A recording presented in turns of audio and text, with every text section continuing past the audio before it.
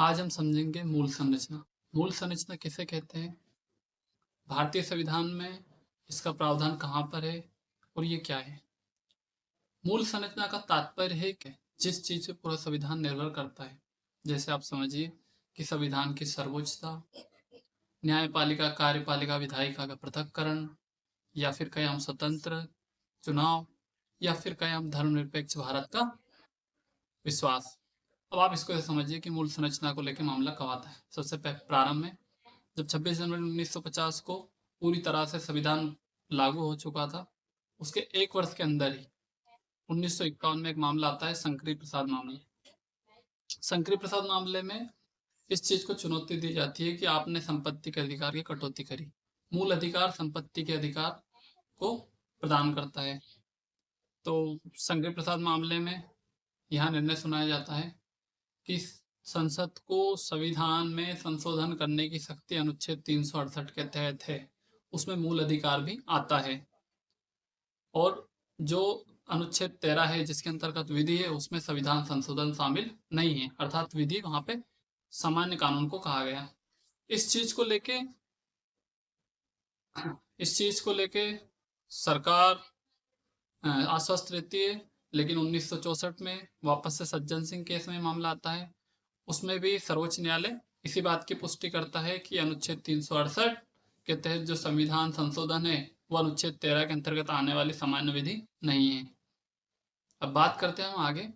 तो जब 1967 में गोलकनाथ मामला आता है, गोलकनाथ मामले में सर्वोच्च न्यायालय यह कहता है कि मूल अधिकार लोकोत्तर एवं अपरिवर्तनीय है, अर्थात संसद ना तो किसी मूल अधिकार में संशोधन कर सकती है, ना ही किसी मूल अधिकार को सीमित कर सकती है, ना ही उसको वापस ले सकती है।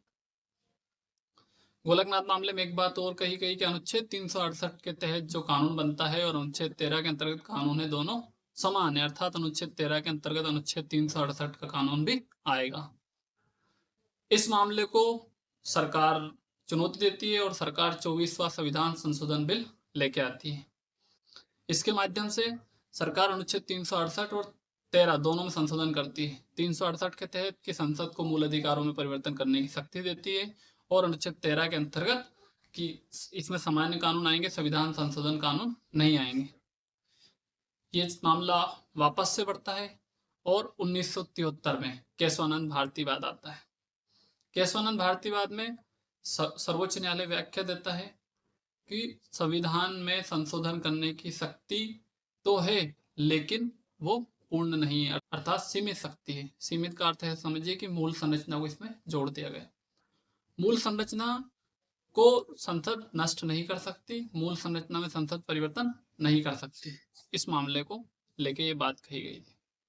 तो 1975 में इंदिरा नेहरू मामला आता है।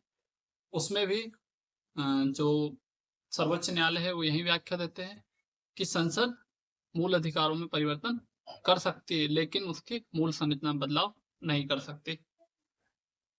सरकार फिर नया कानून लेके आती है जिसे हम बोलते हैं 39वां संविधान संशोधन। 39वें संविधान संशोधन में सरकार उस समय जो थी वो ये करती है कि लोकसभा अध्यक्ष और प्रधानमंत्री दोनों को के चुनाव को सर्वोच्च न्यायालय के क्षेत्राधिकार से बाहर कर दिया।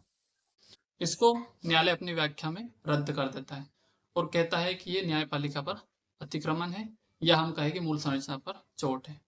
उसके पश्चात सरकार वापस से 42वां संविधान संशोधन लेके आती है, जिसके तहत वह अनुच्छेद 368 और 13 की संसद 13 दोनों में परिवर्तन करती है और कहती है कि अनुच्छेद 368 के तहत संसद मौलिक अधिकारों को परिवर्तित कर सकती है, किसी भी मौलिक अधिकार को वापस ले सकती है और कम कर सकती है, और इसको किसी भी न्यायालय में चुनौती नहीं दी जा सकती।